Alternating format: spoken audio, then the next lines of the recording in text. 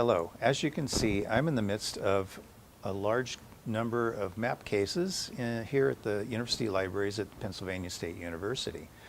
And I want to play a little bit of show and tell this afternoon with you. The purpose of this video is simply to show you a variety of the kinds of maps that you might be working with when you're cataloging them. Why does that matter? As a fellow cataloger, I can tell you that in the bibliographic record, depending on the kind of map that you're describing, you're going to be changing bits and pieces of information. So having a little bit of knowledge about different kinds of maps will lead you to some of the right pieces of information, such as for subject headings in the bibliographic record, or for correctly classifying them, or even for correctly applying codes in the fixed fields. General map collections usually have a wide variety of different kinds of maps. I've got several examples to show you, and what I'd like to do is just show you some of the more common ones.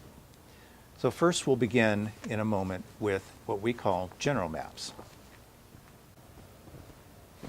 World maps as a type are made just to show the geographic area of a particular part of the world. So I've got some examples of these in front of me. And one of the clues that you'll see as I show these to you that they are what we call general maps is by looking at the title. And the title only represents the geographic place. So to begin with, I have a map here of the United States of America.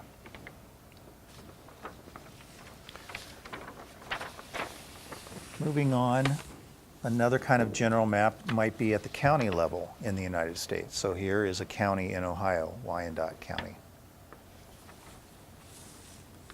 And a third example might be for a city, in this particular case, a city by the name of Worcester. As you can see again, especially if you look at the titles for these other two maps, they only represent the name of the place.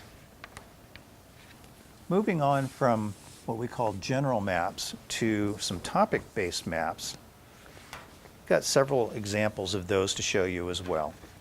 Perhaps the most common of topic-based maps that you'll find in any large research map collection is what we call topographic maps.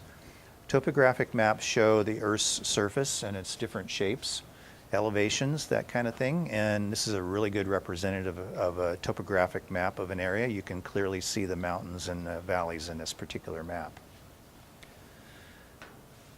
Then you got a whole range of different kinds of maps that you can find in a map collection. For instance, here's one of electric power transmission lines in North Dakota. Here's another one. This one, clearly you can see the title, or part of the title, Geology. So here's a geology map of a particular county in Pennsylvania. There are railroad maps. This one happens to be in a stretch of Canada, part of the Canadian National Railroad. Some of the more popular ones, if you're in an area like I am in central Pennsylvania, are trail maps. These are topographic in nature, but as you can see, the purpose of the map is to show a particular trail. We have other kinds of maps that you might run across while you're cataloging.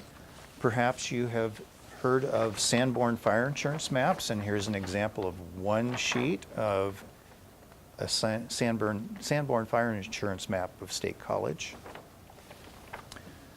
There are even maps that allow pilots to fly safely. So here's an example of an aeronautical chart. And similar to that one is an example of what boaters might use. This is a nautical chart of a part of the ocean in Norway. So you can see again that that's quite a variety. I'd have to say by my experience what I've shown you so far are pretty general in nature, things that you'd find all the time, and so there are other kinds of maps that are a little bit more fun to work on, and I'll show you a couple of examples of these. So here's a wine map of Italy, showing the areas of winemaking and the types of wine that you might find in that country. For me personally, this is a favorite. This map shows all of the baseball stadiums in the United States at all of the different league levels. So if you're interested in baseball, you could find a map related to that topic. And lastly, you can also divvy up types of maps by their physical differences. So for instance, this is a aerial photograph, or what we call a remote sensing image, that you might be asked to describe.